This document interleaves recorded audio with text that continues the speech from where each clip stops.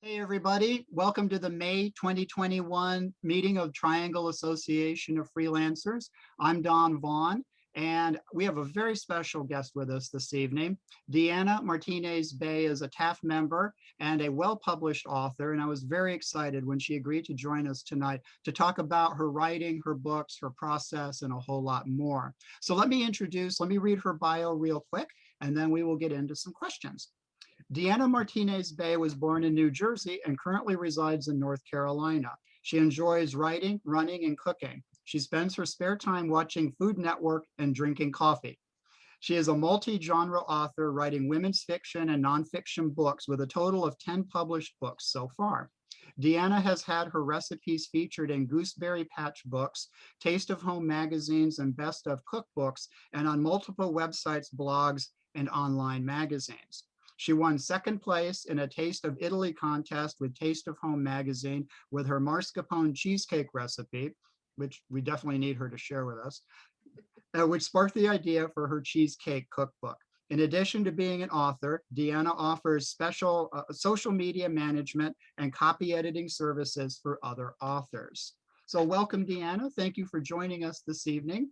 I'd like to begin by asking you to tell us a little bit about your writing background. Kind of how you started and what your journey has been from the very beginning to where you are today. Hey, thanks for having me. I'm honored to be here, to be honest with you. Um, I started writing when I was a little girl, probably 8 or 9 years old, and I would write short stories and poetry. And then in around 2009, I started a food blog and I started writing for examiner.com, which was like an online magazine. So I used to write about a variety of different topics on there.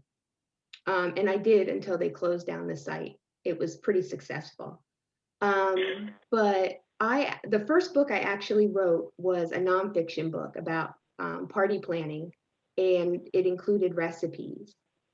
And at the time when I wrote it, someone suggested that I publish that book because I was taking what I enjoyed and what I knew, and putting it, into writing. And they thought that other people would enjoy it. So I did that, and I started seeking a publisher for the nonfiction book. But I had also written a fiction novel, and I had this like nagging feeling that nonfiction wasn't the way that I was supposed to go at that time. So I switched and I started sending query letters for the fiction novel that I had written. And I don't know how many I sent. I I guess if I had to guess, I probably sent 50, 75 query letters. And one day, this lady reached out to me. She found me on examiner.com. So, for all of you guys who write for Medium, I write for Medium now, but for all you guys who write for Medium, just when you think that it's not producing anything, or what's the sense of continuing to write, just when you think that, breakthrough could happen, because that's what happened to me with Examiner. This lady reached out to me and she asked me to read and review a book. I don't even I'll be honest, I don't even remember the guy's name, but he had written a book, and it turns out she was his publisher. And so I went back to her after I realized what was happening, that this lady was a publisher. And I asked her if I could send her a query letter for my novel. And I did. And she liked it and she wanted to publish it. But had I not been on examiner.com, she would have never found me. And so that's how it all began. Um, so is it okay if I talk about, Don, a little bit about how it was working with the Yes, publisher at this yes, point? please do. Okay. Yes. So, I wasn't very knowledgeable about the different types of publishers at the time. Um, so, I had the contract looked over by an attorney and everything was good. I would still own the rights to the book, which is something that's very important.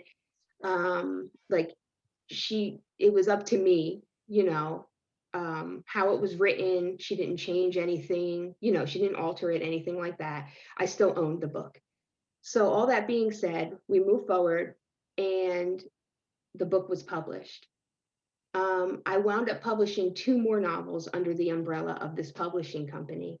But what I didn't realize at the time, because I was new, is that they were a print-on-demand publishing company. And I'm sure you guys know what that is. Basically, it's like Amazon. When the book is ordered, the book is printed. And I wanted to have my books sold in stores. Like, I was online, I was on Amazon, Barnes and Noble, Books A Million. You can order the book anywhere online, but I want it to be in stores. And I couldn't, it was, well, I could have probably, but it was very difficult to get into stores when you're working with a print-on-demand publisher. And, I found that out like 2 books in, because I kept going to her saying, hey, I want to be in stores. What can we do? And she would say, okay, what stores? I'll reach out. And then nothing ever happened. And now I know why. So after the 3 novels were published, I decided I was going to self-publish that first nonfiction book that I wrote all those years ago that I set aside. And I did it on my own through Amazon, through KDP. And, it was pretty successful. So I did that one, and then I did another one. I did The Ultimate Guide to Cheesecakes, which actually made it to a #1 new release on Amazon. And I found at that point that I enjoyed being an indie author. I mean, it was a pain in the butt to have to learn all the process, especially like the uploading and the formatting and all of that. And as time went on and I started self-publishing the novellas, I actually hired somebody to create my covers, because that's just not my gift. So I have an amazing, amazing lady that I work with who is so affordable, and she does a fantastic job, and she does all of my fiction covers now. It turns out I turned The Ultimate Guide to Cheesecakes into a series of books. So I stuck with the same cover like layout and just changed the main photo. But I have to say that being an indie author, I prefer. I definitely make more money that way, because with the publishing company that I was with, I didn't pay them anything. I know a lot of companies require you to pay them to get started with the publishing process, but I never paid her anything. She is the one who formatted the books, uploaded the books. She did the covers. She did my blog tours. I mean, she did everything. I can't complain about the company itself. But then I had to split the profits. So I made pennies, for each book that was sold. Even with paying Amazon royalties, I still made less money, working with the publishing company. Was your first book, your first nonfiction book, also a cookbook? That was the party planning book that included recipes. Yes. And then after that, there was a hospitality book. And then I started with the fiction novellas on my own, which all include recipes at the end. It's kind of like my little niche. Well, what different genres do you write in? So I write women's fiction, which I also consider contemporary fiction. And then I have nonfiction books, which are the cookbooks. I also wrote, like I said, a hospitality book and the party planning book, but they also have, recipes in them. So I just group them all under cookbooks. So basically that's it. What's your background for those kinds of projects? Well, when I wrote the fiction novel, I didn't have any writing background. I was just compelled to start writing. But as far as the cookbooks, I'm actually what is called a cottage baker here in North Carolina. So a cottage baker is where you get certified to sell baked goods that you baked in your home. So I had the Department of Agriculture come out and certify and approve and certify my kitchen. So growing up, I grew up in a pretty large Italian family up in New Jersey. And my mom was an amazing cook, my dad, a chef. My mom also baked. And so I grew up, around food. And I took to the baking part of it more than the cooking. I mean, I'll cook. Don't get me wrong. I mean, I have a family, I'll cook, but I prefer to bake. So that's why I started the cottage bakery, in which, and then I started like entering my recipes into contests, which you mentioned at the beginning in the bio. And I won a few contests, and then I was in some cookbooks and things like that. And that's how that ball got rolling. The mascarpone cheesecake won with Taste of Home. And actually, Don, you said you wanted the recipe. That recipe is in the Ultimate Guide to Cheesecake book that I have. Let's talk a little bit more about your fiction, Deanna. You say you write women's fiction, contemporary fiction. How do you come up with an idea, which I know is a question writers loathe, but let me put it this way, where do you find inspiration for the fictional stories that you write? And how would you describe your writing style? Okay, good questions. So the first 3 novels that I wrote under the umbrella of the publishing company, I actually took situations from my life and elaborated on those. Okay. So the third one that I wrote, I had some long titles. I have since shortened the titles to my books, but the third book that I wrote was Hot Cocoa, Green Tea, and the Man Who Sweetened My Heart. And the topic is a domestic violence survivor named Stephanie. Well, my first marriage was filled with domestic violence, and so I took my story as a domestic violence survivor and wrote a fictional book about it, because I was advised at the time that was the only way to get the story out, because then there could be lawsuits and things like that. So the first 3, I used my life and just elaborated from there.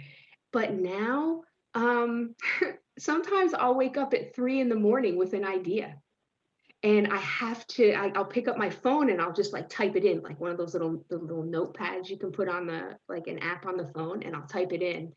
And then, elaborate on it later. I wish I had a better answer to that question, how I come up with ideas. I mean, the nonfiction books, I mean, that's easy. I come up with ideas, according to, cheesecakes, cookies, easy desserts, things like that. But the fiction, it just comes to me, and then I have to write it down, and then I just write a book. Do you outline? Are you a pantser or an outliner? No, I am the queen of outlining. Well, how do you do that? What is your process for outlining a novel length work of fiction? So each book gets a new notebook and a new pen. I wish I had one here I could pick up and show you, but I left it in the other room. And I create my characters at the beginning of the notebook, and write all their details out. Because I don't know about you guys, but I'll be halfway through the book and forget, is the dog a boy or a girl? And then I have to go back and read my notes to remember. It's terrible. Sometimes I'll forget like the littlest details. So I write all that out at the beginning, and then I go through chapter by chapter, and I handwrite it in a notebook.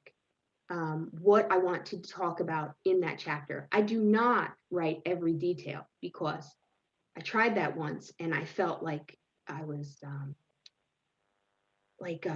in a box. You know what I mean? Like all the details were written and I felt like I couldn't go here and go there. And I didn't like that, because although I'm pretty organized and I create an outline, I still like to take detours and change things along the way. But definitely I'm an outliner. How long does it usually take you to write one of your novels? Mm. I guess it depends on like what I have going on in life. So far this year, well, no, can't say this year. I could say over the last year. Um, I wrote 5. And next year, my goal, which I don't, this is just a loose goal, but is to publish a new book every month or every other month. So I am now writing my books for next year. So for the rest of this year, I have 3 more books that will be released. But it depends, like I said, on what's going on. Like when COVID was going on, and I had to teach my daughter, her school because she was in first grade. I didn't get much writing done clearly during the day, and so I would do it at night when I was exhausted, and it just took longer. Are you publishing exclusively through Amazon at this point? Are, I are am you right are your now. books available through any other platforms?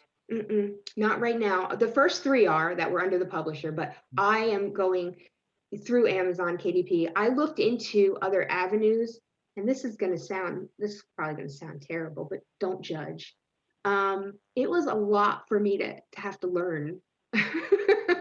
And with everything that's been going on with, life, I just wasn't up for it. I wasn't up for learning like a new platform. But I did look into it. Mhm. Tell us about how you promote your books on Amazon. You mentioned that 2 of your books had made its way into the top 10 list, Mhm. which is an amazing achievement. How do you approach the marketing for each new book that you publish? Okay, so I'll start by discussing the 2 books that hit the top 10 in Amazon, and then I'll talk about the marketing because I could talk about marketing all day long. Um, so it wasn't a fiction book that made it into the top 10. It was the nonfiction books. It was The Ultimate Guide to Cheesecakes. It hit #1 in the Amazon new release. And it was The Ultimate Guide to Cookies. It hit #5 um, on the Amazon new release. And it's all in the keywords. Um, since it worked for The Ultimate Guide to Cheesecakes, I used the same keywords for The Ultimate Guide to Cookies and just changed it from cheesecakes to cookies. Because if it's not broke, don't fix it. It's harder with women's fiction and contemporary fiction, romance, things like that, to get into, the top 10 unless you're on New York Times bestseller list, because there's so many authors out there writing the same genre. So for me, with those 2 books, it was the niche. They were shorter books, so they were what they call quick reads. They were also suitable for people who were of younger age, like, teenagers and things like that. So the Cheesecake book was a #1, like 30-minute read or something like that. And then the other one was, just desserts. It hit #5 in the desserts category. So it was keywords is what really worked for you for those 2 projects. It's Absolutely. all about SEO from your Oh, experience. absolutely it is. And they weren't very long in length, the cookbooks. So they were quick reads, which from what I see, people are more interested in my experience. How else do you market aside from that? I mean, off of Amazon, do you do anything else to make your fans and other readers aware of what you have available? Absolutely. It is a process, let me tell you that. It takes more out of me to market the books than it does to write the books. Um, but here's what I did. Okay, so when when the first 3 books under the publishing company were published, I learned everything I could about social media marketing and SEO. And I did well with it. It was successful. So my publisher suggested that I offer the services for other authors since I was pretty successful with it. And so that's what I've done. But it's constant. I'm constantly learning. I mean, algorithms change by the minute, for the different social media channels. But I do have a process that I find that works for me. So what I do is I make the book available for a pre-order on Amazon. Well, let me back up a little bit. To help you guys grow your social media channels. So there are tricks to this. For one, my Facebook account, although it has my name, Deanna Martinez-Bey, on there, I don't use it maybe 10% for a personal account. I use it for business. And I use it to share my books. So I use it as an author platform. So what I did was I went into Friends and I did a search for authors. And I started friending authors. When you start friending, and it can be authors, it can be anything in a genre on Facebook, they're going to keep suggesting people who are in that genre. So when I started friending authors, it kept putting people you may know, and they were all authors. So I grew my Facebook account to almost 5,000. I keep it under 5,000 because once you hit 5,000, you can't accept friends or send any more requests. But then I also created a Facebook group for me as an author, because there's pages and there's groups on Facebook. And what I've learned is I have both. I have a Facebook page and I have a Facebook group. But when you post to a group, people who are members of the group actually receive a notification. When you post to a page, they do not. It may or may not show up in their feed. Okay. So I find that I'm more successful in the group than I am on the page on Facebook. So, okay. So I grew my Facebook account to almost 5,000. And clearly don't know thousands of people. But, when the author community on social media is a very tight community, and we tend to support one another. So let's say I have a new release coming out, right? I'll put a post on my Facebook page. Hey, I have a new release coming out this Friday. Authors, if there's any groups that I can post in, please let me know. And the last time I did that, I had like 95 people put links to their author groups and said, go ahead, post here. And, my book sales went up, because even, let's say each group has 300 members, and I had 95 people respond and say, you can post in my group. You're going to sell some books, and I did. And it takes work, but the payoff is great, when you go about it that way. I'm glad that you mentioned the value and the importance of the author community. I think a lot of us tend to forget that we have a lot of allies and colleagues out there who are as eager for our success as we are.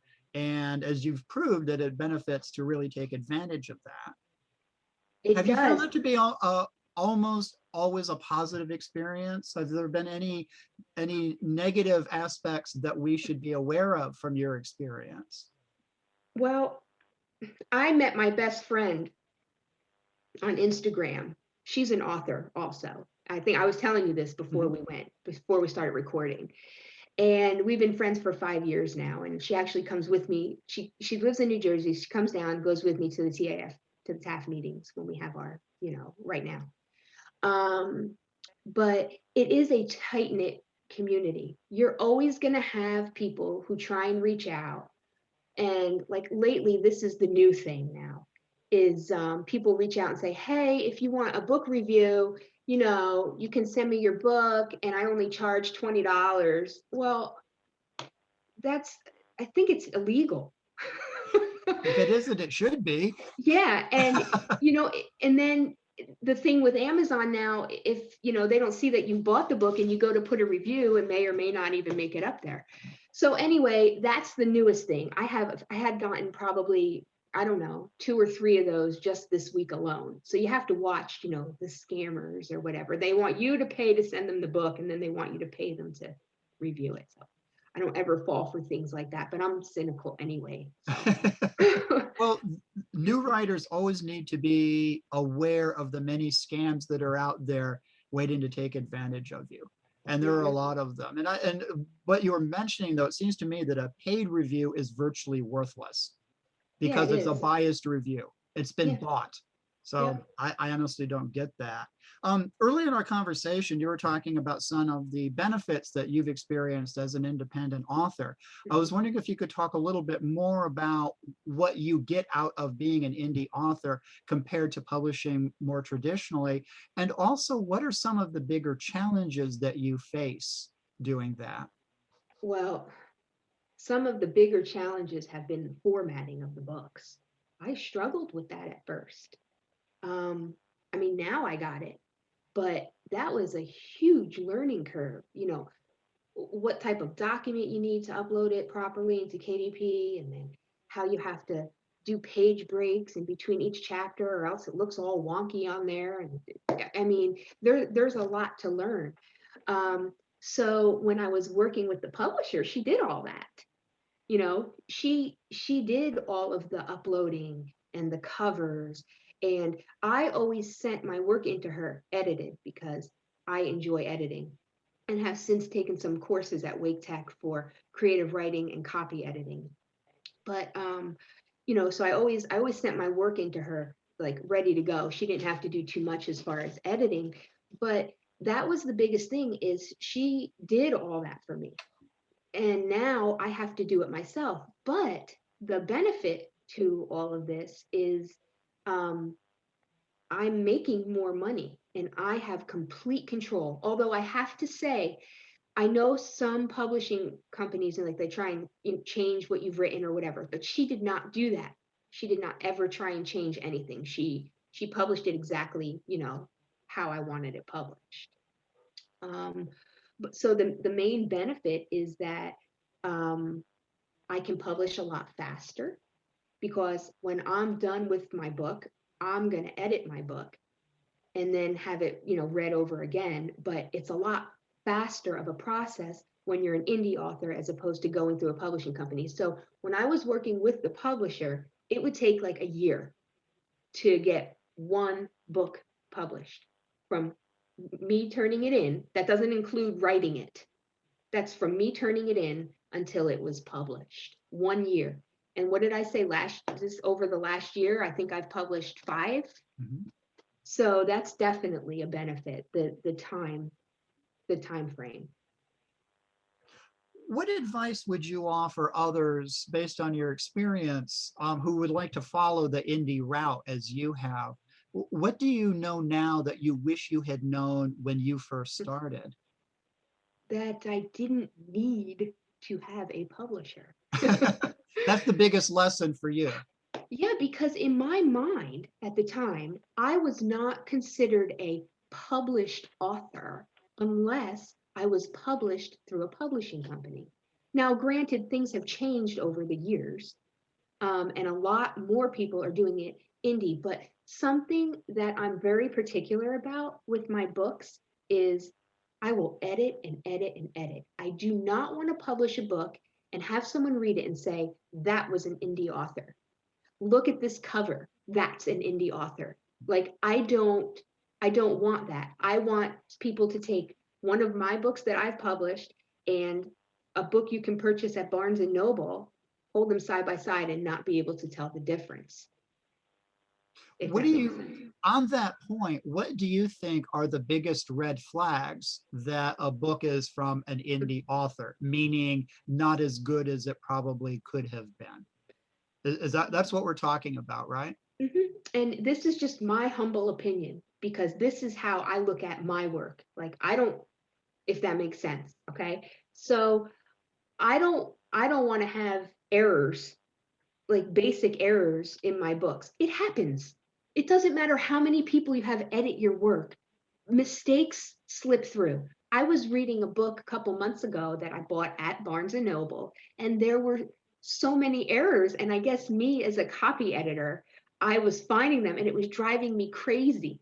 So that's one thing I say, when I'm done writing a book, I put it down. Okay. I leave it for several days and then I pick it back up and I start editing, because it gives me like fresh eyes to see it, if that makes sense. And I recommend people to do that. Like I used to print them out and leave it for like a week and then go through with my red pen, but now I do it all on the computer. I want to take a half a step back and talk. We were talking about reviews a moment ago. How, generally speaking, how many reviews on Amazon might your novels receive, and how important are they to sales from your experience? I have to say this. I'm also on BookBub and Goodreads. And over the last year or two, I have noticed that reviews on Goodreads are valued more than reviews on Amazon. And when I say I have noticed, it's because I have a huge author community that I'm part of, like on Instagram and other social media channels, and we discuss these things. And in my opinion, I think that reviews on Goodreads are more valuable to readers right now than on Amazon. I mean, Amazon, they tend to stifle reviews and such. And, for example, okay, I told you about my best friend in New Jersey. She's also an author, right? So I buy her books, she buys my books. And yes, we do go and we review each other's books. But we've done it so many times that the last time she tried to review my book on Amazon, it wouldn't let her. I don't know Interesting. why. Yeah. Very interesting. Uh-huh. Log rolling in our time, as Spy Magazine called it. Yeah, I don't get it. Well, people often complain about kind of just how arbitrary a lot of the rules and things that happen on Amazon are. A lot of it simply makes no sense at all. Deanna, I'd like to conclude by asking you, you mentioned that you're looking to publish a book a month or every other month. What are you working on right now this second? If we This, came to your house, what's on your computer? okay, fair question. I actually just finished a novella the day before, I think it was the day before yesterday, that's going to come out next year. So if you were to look on my computer, you will see it is up on my computer with edits, the beginning edits. That's what's there. But then today, I started my notebook for the next novella that I'm going to be writing. Are you taking clients for people who would like to tap into your expertise for as a an independent, and also you do editing services as well, is that correct? I do. So right now I have, let's just say 6 or 7 social media clients who are authors that I take care of their social media for them, meaning I post for them, I share for them. They send me the pictures and then I post them and take care of all that so they can focus on their writing. And then I'm also a copy editor. So as a copy editor, I check for punctuation, spelling, grammar, and flow. And I have books that I'm copy editing for other authors right now as well. So yes, as I write and edit my own books, I take on clients for copy editing and social media management as well. But I'm sorry, but what? only authors, writers, and bloggers I work with. um, do you want to share your email or direct people to your website? Oh, both. I mean, my website is www.deannamartinez-bey.com. That BEY. Yeah, BEY. You know what? If you went to Google and you put in Deanna Martinez-Bey, you get like 5 pages of stuff. You're going to get my Facebook, my website, my blog. All of that's just going to pop up because I've been on there so long. And then my email address is book.writer.deanna@gmail.com. But if you were to go to the website, it's on there. Wonderful. Deanna, this has been great fun. And again, my sincere thanks for joining us tonight to talk about your success, which hopefully will inspire the others' success as well.